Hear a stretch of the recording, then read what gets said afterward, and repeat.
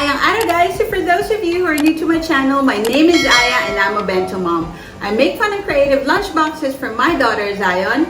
I'm also into gardening and homemaking, and I also love food, travel, and shopping. So if these are the things that interest you, please keep on watching. So it's Wednesday and it's day 3 of our Sanrio series for this school week. And we're gonna be doing another very quick and very easy to do bento character. So let's check out kung sino gagawin natin for today. So for today guys, we're gonna do another very quick and easy na bento character. Again from Sanrio. So we're gonna be featuring Pompompurin today. Since Zion requested for mashed potato, ayan ang ingredient natin for today. So I decided to do that character because Pompompurin is yellow. But for the details, I'm just gonna be using nori. Yan. And then for the side dishes, I have leftover chicken fillet here. And then of course we have rice. And then for her fruits, we have mango again.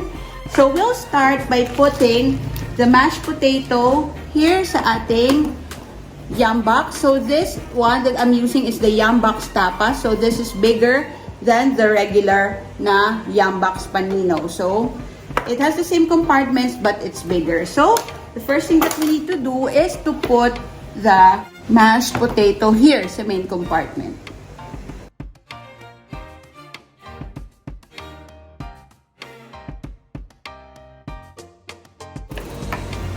So Zion has mashed potato and rice today. So carbs on carbs on carbs. She requested for this one because this is her favorite. So we just need to level it here sa ating main compartment. So if you have mashed potato for your kids' baons, this is a good idea for a bento character. If you are in a hurry, like me, ayan. So we'll just level out yung ating mashed potato here, the main compartment. There. And then the next thing that you need to do is put the other side dishes para later we'll just cut the details ni Pompompurin. We just need to put the rice and the chicken fillet here. Very little rice lang kasi she has mashed potato na here. So why do we have mashed potato and rice? It's because para meron siyang option. Kung maumay na siya sa mashed potato, at least she has rice and chicken fillet. And the yum box tapas is very big. So again, this is from Bright Brands PH. So it's very little rice lang. So this is already for her lunch and snack. There.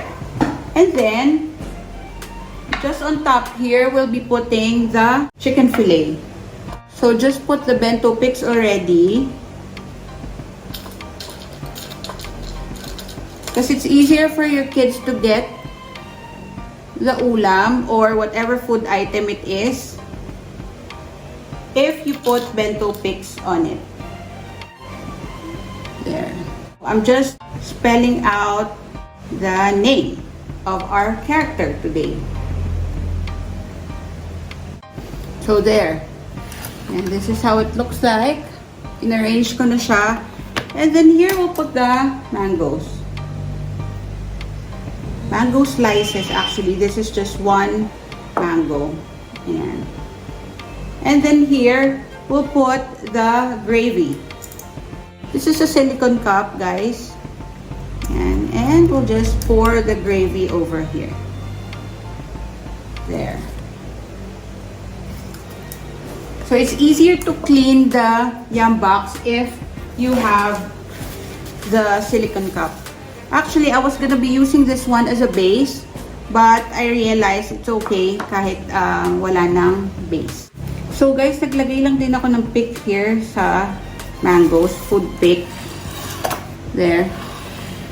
And then the next thing that we need to do is we'll cut the details of Pompompurin. So we're gonna be using nori. So the details are very simple. Let's cut out 2 circles. So let's set this aside.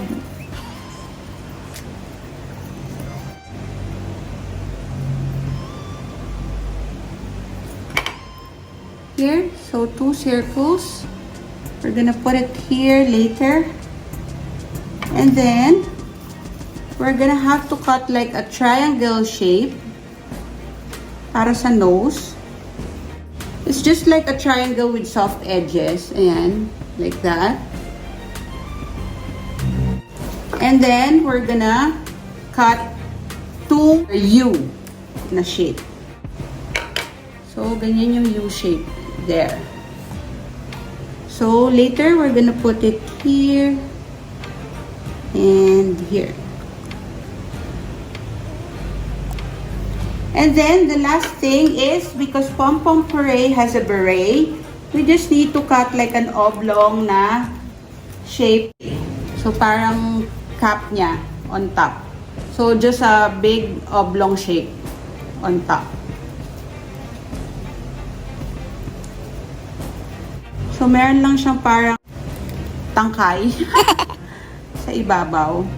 So, ganyan lang yung kailangan natin na shape ng beret. Okay? So, we're now ready to put the details of Pompompurin. So, ganun lang kadali. Again, this shape, oblong shape, lagyan nyo lang ng parang tangkay. It's like a fruit na may tangkay dyan. Ayan, oblong. And then, if you don't want to put the tangkay, it's okay. And then, 2 circle shapes for the eyes. We cut it bigger kasi malaki yung ating area ng mashed potato. So, 2 circles. And then, 1 triangle shape here with soft edges. And then, 2 letter U's. So, this is everything that you need to cut. Now, we're gonna put the details ni Pompompurin. We just need to put this oval shape na beret here. Just on top.